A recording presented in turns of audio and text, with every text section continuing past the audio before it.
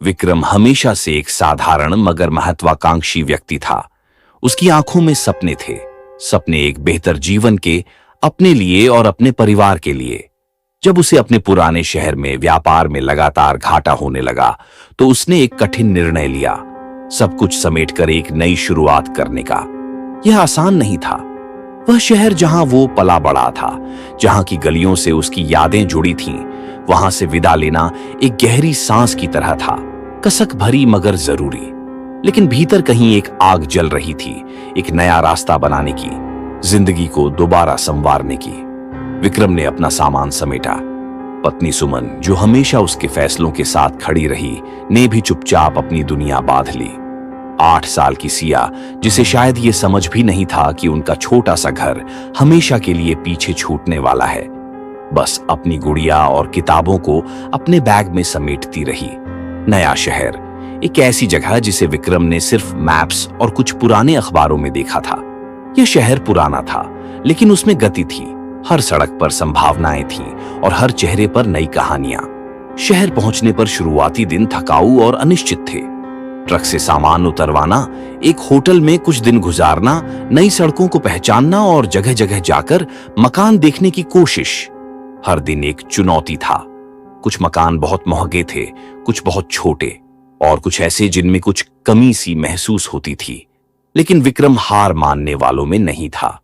करीब 10 दिनों की तलाश के बाद एक दिन शहर के पुराने हिस्से में एक शांत कॉलोनी में एक मकान देखने गया। मकान थोड़ा पुराना था, लेकिन उसमें एक अपनापन था। एक बड़ा सा आंगन, सामने गुलमोहर का पेड़ और भीतर खुली खिड़कियों से आती हल्की धूप। मकान मालिक ने कहा, कई सालों से खाली पड़ा है, कोई रुकता ही नहीं ज्यादा दिन। लेकिन विक्रम को लगा कि यह वही जगह है जहां उसकी नई शुरुआत हो सकती है। सुमन ने घर को संवारना शुरू कर दिया। पुराने पर्दों की जगह नए रंग बिरंगे पर्दे आए। रसोई में उसके हाथों की हल्दी मसालों की खुशबू घुलने लगी। सिया ने अपने कमरे की दीवारों पर अपने बनाए चित्र चिपकाने शुरू कर दिए। धीरे धीरे वो मकान एक घर बन गया। इसके साथ ही विक्रम ने अपने व्यापार को शुरू करने की योजना भी बनाई। उसने शहर के इंडस्ट्रियल एरिया में एक छोटी सी जगह किराए पर ली। कुछ पुराने कनेक्शनों की मदद से एक छोटे स्केल पर फर्नीचर डिजाइन और होम डेकोर का काम शुरू किया। शुरुआत में बहुत ग्राहक नहीं थे, लेकिन विक्रम ने हार नहीं मानी। वो खुद सुबह सुबह अपनी स्कूटर पर नमूने लेकर दुकानों पर जाता, लोगों से मिलता, समझाता, और धीरे धीरे उसके काम को पहचान मिलने लगी। सुमन ने भी ऑनलाइन ऑर्डर का आइडिया दिया और सोशल मीडिया पर एक छोटा पेज शुरू किया। कुछ ही महीनों में उनके काम को न सिर्फ शहर में बल्कि बाहर से भी सराहना मिलने लगी। सिया ने भी नए स्कूल में एडमिशन ले लिया और वहां बहुत जल्द नए दोस्त बना लिए। हर शाम जब विक्रम घर लौटता, सुमन चाय तैयार रखती और सिया अपनी दिन की कहानियां सुनाने के लिए मचलती। वो छोटी छोटी बातें, रसोई में सुमन की आवाज, बालकनी में गुलमोहर से गिरते फूल और सिया की हंसी, वो सब इस नई जिंदगी को एक खूबसूरत तस्वीर बना रहे थे। विक्रम ने एक दिन छत पर खड़े होकर आसमान की ओर देखा और खुद से कहा, नया घर अब पूरी तरह से विक्रम और उसके परिवार के लिए एक सजीव जगह बन चुका था। रोजमर्रा की जिंदगी पटरी पर चल रही थी। सुबह विक्रम ऑफिस के लिए निकलता, सुमन घर संवारती और सिया स्कूल जाती। शामें परिवार के साथ बीतती, बालकनी में चाय, सिया की कहानियां और हंसी मजाक। मगर यह सुकून ज्यादा दिन नहीं टिका। सबसे पहले एक दिन सिया ने अपनी ड्राइंग कॉपी में कुछ अजीब चित्र बनाए। विक्रम ने देखा, सिया ने एक बिना चेहरे वाली औरत बनाई थी जिसके चारों ओर काले धुएं जैसे लकीरें थीं। ये किसे बनाया है? विक्रम ने मुस्कुराते हुए पूछा। वो मुझे रात में देखने आती है, खिड़की के पास खड़ी रहती है, सिया ने मासूमियत से कहा। सुमन हंसी, बिल्कुल टीवी की कहानियों की तरह, है ना? विक्रम ने भी बात को मजाक में टाल दिया, लेकिन फिर से ऐसी बातें बार बार होने लगी। एक रात सुमन ने अपने कमरे के शीशे में किसी के पीछे खड़े होने का धुंधला सा प्रतिबिंब देखा। उसने पलट कर देखा, कोई नहीं था। उसने समझा शायद बालों की परछाई रही होगी। पर उस रात उसे नींद नहीं आई। विक्रम अक्सर अपने स्टडी रूम में देर रात तक काम करता था। एक रात उसकी फाइल्स एक एक करके जमीन पर गिरने लगीं। खिड़कियां बंद थीं, पंखा भी बंद था। उसने सोचा शायद ढंग से नहीं रखी होंगी। वो फाइलें उठाकर फिर से रखता और थोड़ी देर बाद फिर वही होता। अब की बार एक पेंसिल अपने आप गिरकर लुढ़कती चली गई, सीधी दरवाजे की ओर। विक्रम ठिठक गया, लेकिन उसने खुद को समझाया, थकावट है बस, बहुत ज्यादा काम कर लिया है। एक दिन सिया का स्कूल बैग अचानक सीढ़ियों के नीचे पड़ा मिला, जबकि सुबह उसे ऊपर कमरे में रखा गया था। सिया ने कहा, मैंने उसे हाथ भी नहीं लगाया था। सुमन चुप रही, लेकिन उसके चेहरे पर अब चिंता की रेखाएं उभरने लगी थीं। हर शाम घर में एक अजीब सी गंध फैलने लगी थी, जैसे मिट्टी में सड़ी चीजें रखी हों, या जैसे पुराने मंदिरों में जले हुए तेल और धूप की कसी हुई गंध। पर यह गंध तब और बढ़ जाती जब सुमन पूजा करती। अगरबत्ती जलाते ही कई बार लौ टिमटिमाने लगती और अचानक बुझ जाती। एक दिन सिया अकेले अपने कमरे में खेल रही थी। सुमन ने दूर से सुना वो किसी से बात कर रही है। उसने झांक कर देखा, वहां कोई नहीं था। किससे बात कर रही थी बेटा? वो दीदी आती है लाल साड़ी में, वो मुझसे खेलती है, लेकिन माँ उसे मत डांटना, वो जल्दी गुस्सा हो जाती है। सुमन का कलेजा सिहर गया। एक और रात विक्रम देर से लौटा। घर का मुख्य दरवाजा अंदर से बंद था, लेकिन घंटी बजाने पर किसी ने दरवाजा नहीं खोला। फोन भी नहीं उठा। कई बार घंटी बजाने के बाद दरवाजा खुद ब खुद खुल गया, धीरे से, जैसे किसी ने अंदर से चिटकनी हटाई हो। लेकिन जब वह अंदर गया तो सुमन और सिया गहरी नींद में सो रहे थे। धीरे धीरे हर सदस्य के चेहरे पर थकावट, घबराहट और बेचैनी उभरने लगी थी। न कोई बड़ा हादसा हुआ था, न कोई खुला डर, लेकिन जैसे कोई अदृश्य चीज हर दिन थोड़ा और नजदीक आ रही थी।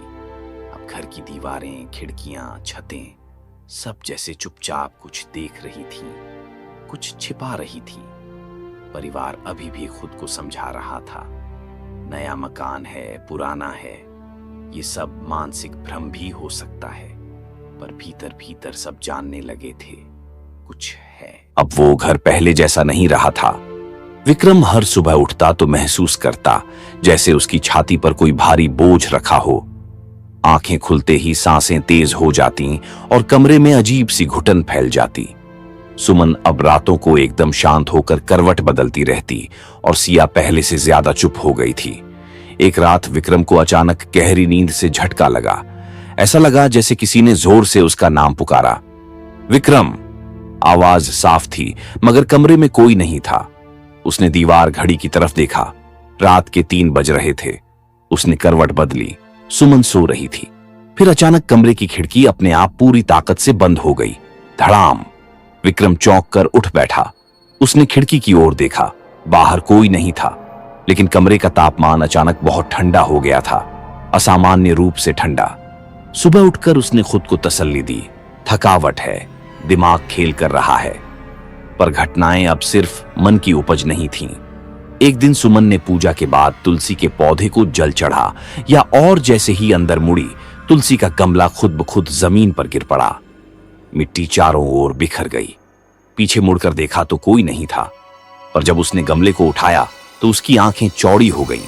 मिट्टी में सियार की जली हुई खाल जैसी चीज पड़ी थी। एक रात विक्रम ऑफिस से लौटा और दरवाजा खोला तो पूरा घर एकदम सन्नाटे में डूबा था। उसने सुमन, सिया पुकारा, पर कोई जवाब नहीं। वह अंदर गया तो देखा सिया एक कोने में दीवार की ओर मुंह करके बैठी थी। बेटा, क्या कर रही हो यहां?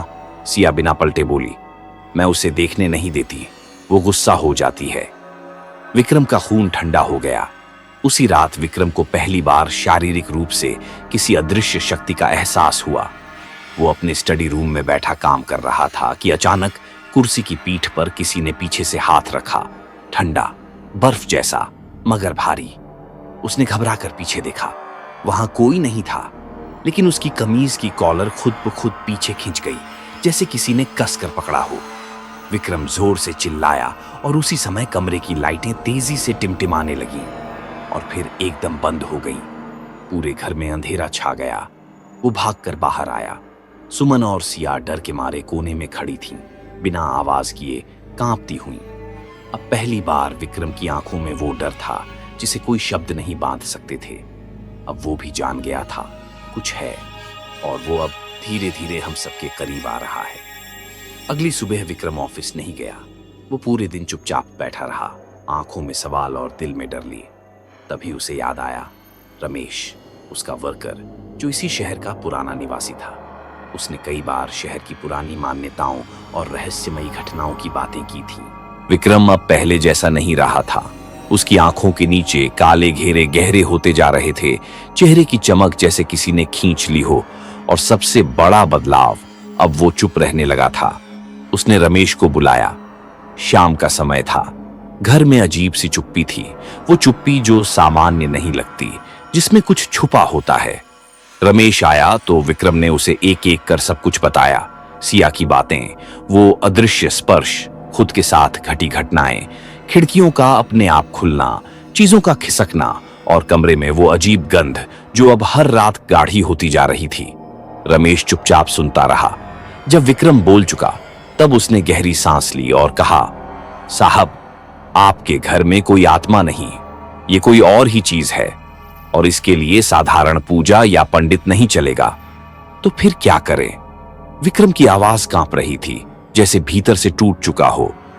मैं आपको एक तांत्रिक बाबा के पास ले चलूंगा। लोग उन्हें भैरवनाथ कहते हैं। वो जहां जाते हैं वहां चीजें या तो ठीक हो जाती हैं या फिर बिल्कुल खत्म।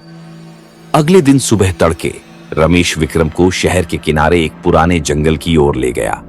वहां एक टूटी फूटी पगडंडी पर चलते चलते वे एक छोटी सी झोंपड़ी तक पहुंचे, जिसके बाहर नीम और पीपल का घना झुरमुट था, और हवा में कुछ ऐसा था जो दिल को बैठा देता था। झोंपड़ी के अंदर बैठे थे बाबा भैरवनाथ, काले वस्त्र, गले में रुद्राक्ष की कई मालाएं, और आंखें ऐसी जैसे सीधे भीतर झांक लें। उनकी उपस्थिति में कुछ ऐसा था कि शब्द खुद ब खुद रुक जाए। विक्रम ने हाथ जोड़कर कहा, बाबा, मेरी मदद कीजिए। मेरे घर में कुछ है जो अब हमारे साथ खेल रहा है। मेरी बेटी डर के मारे रात को बोलना छोड़ देती है। मेरी पत्नी बीमार रहने लगी है, और अब वो चीज मेरे भी करीब आने लगी। बाबा ने आंखें मूंदी और एक लंबी सांस ली। फिर अपनी कमर से लाल धागे से बंधा एक छोटा सा त्रिशूल निकाला और उसे विक्रम की ओर किया। त्रिशूल जैसे ही विक्रम के हाथ में पहुंचा, उसका हाथ एक झटके से कांपने लगा, जैसे किसी ने उस पर आग का गोला रख दिया हो। बाबा ने आंखें खोलते हुए कहा, तुम्हारे घर में कोई आत्मा नहीं विक्रम, वो एक यक्षिणी है, और वो भी कोई साधारण यक्षिणी नहीं, छिन्नमस्ता है वो। विक्रम सन्न रह गया। छिन्नमस्ता? हाँ, बाबा बोले, छिन्नमस्ता, तांत्रिक शक्तियों की अधिष्ठात्री, भयानक, उग्र, रक्त पिपासु। उसका सिर नहीं होता, लेकिन वो हंसती है, और हां जाती है वहां जीवन नहीं बचता। वो क्यों हमारे घर में आई बाबा? बाबा ने धीमे स्वर में कहा, कभी किसी ने उसे उस जमीन पर बांधने की कोशिश की थी, लेकिन साधना अधूरी रह गई, और अब हर बार जब कोई मासूम उस घर में बसता है, वो फिर जाग जाती है और बलि मांगती है। विक्रम अब कांप रहा था। बाबा, कृपा करें, मेरी बेटी को बचा लीजिए, हम सबको निकाल लीजिए वहां से। विक्रम बाबा के चरणों में गिर पड़ा। बाबा ने गंभीर स्वर में कहा, निकालने से कुछ नहीं होगा, वो अब बंध चुकी है तुम सबसे। अब या तो उसे तांत्रिक अग्नि में समर्पित करना होगा, या वो एक एक करके तुम सबको खा जाएगी, आत्मा नहीं, देह समेत। तैयार हो? विक्रम ने बिना सोचे जवाब दिया, मैं तैयार हूं। बाबा ने कहा, कल रात अमावस्या है, एकमात्र समय जब उसे रोका जा सकता है। मैं तुम्हारे घर आऊंगा, लेकिन याद रखो, अगर साधना अधूरी रही तो फिर कोई तुम्हें नहीं बचा सकेगा। विक्रम की आंखों में अब डर से ज्यादा एक पिता का संकल्प था। उसने बाबा की ओर देखा और कहा, अब जो भी होगा एक बार में हो। मैं मर जाऊं, पर मेरी सिया को कुछ नहीं होना चाहिए। अमावस्या की रात अंधेरे ने जैसे पूरे शहर को निगल लिया था। कोई तारा नहीं, चांद का नामो निशान नहीं, और हवा में ऐसी सिहरन थी जैसे खुद समय थम गया हो।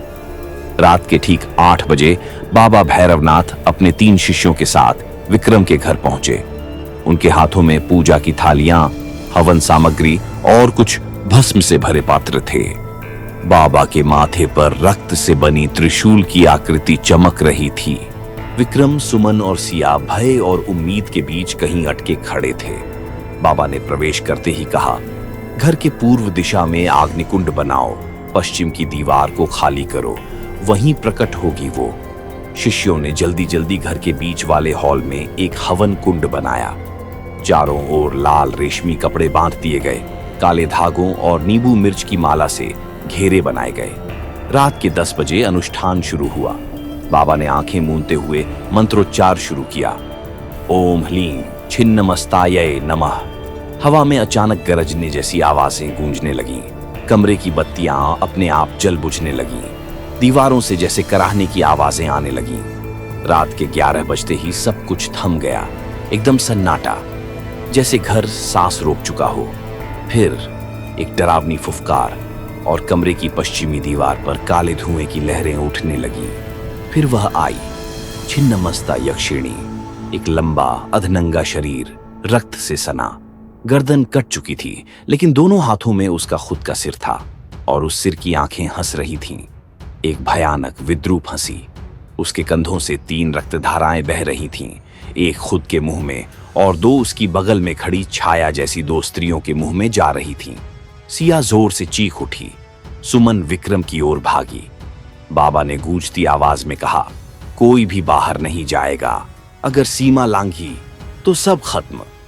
छिन्नमस्ता की दृष्टि सिया पर थी। वो धीरे धीरे हवा में तैरती हुई सिया की ओर बढ़ी। उसके हाथ से रक्त की बूंदें जमीन पर गिर रही थीं और जहां गिरती वहां से धुएं की लकीरें उठतीं। बाबा ने मंत्र तेज कर दिए। ओम ऐं ह्लीं क्लीं छिन्नमस्ताय नमः स्वाहा। त्रिशूल को जलाकर हवन में फेंका गया। आग तेज भभकने लगी। यक्षिणी एक झटके में आग के पास आकर थम गई। उसकी आंखों में क्रोध जल रहा था। बाबा ने आंखें खोलकर कहा, अब विक्रम, ये अंतिम चरण है। अगर तुम डरे तो सब नष्ट हो जाएगा। तुम्हें खुद अपनी बेटी की रक्षा के लिए रक्तदान करना होगा। एक बूंद रक्त अग्नि को अर्पित करो। विक्रम ने बिना झिझके अपने हाथ में छुरी ली और हथेली काट दी। रक्त की बूंदें अग्निकुंड में गिरी। एक काली चीख पूरे घर में गूंजी। छिन्नमस्ता कांप उठी। बाबा ने अंतिम मंत्रों का उच्चारण किया। ओम कालिकाय छिन्नमस्ताय तेजस्विन्याय नमः स्वाहा, और एक तेज प्रकाश फैला। यक्षिणी ने भयानक चीख मारी। उसका शरीर धुएं में बदलने लगा। सिर ने रोना शुरू कर दिया, लेकिन धीरे धीरे वो सब राख में बदल गया। कमरे में बस अगरबत्ती की गंध रह गई और एक भारी सन्नाटा। सिया बेहोश थी। सुमन रो रही थी, लेकिन जिंदा थी। बाबा ने कहा, ये अंत नहीं है। उस जमीन पर पवित्रता का संकल्प रोज निभाना होगा, नहीं तो वो फिर लौट सकती है। विक्रम ने सिर झुकाकर कहा, मैं हर दिन उसकी रक्षा करूंगा। मेरी बेटी का जीवन अब मेरा धर्म है। बाबा और उनके शिष्य चुपचाप चले गए। पीछे रह गया वो घर, अब शुद्ध लेकिन चुप। और विक्रम, जिसने अब जाना था कि कभी कभी जिंदगी की नई शुरुआत में पुराने शाप सोए रहते हैं। Thanks for watching. Please like, share, comment and subscribe my channel.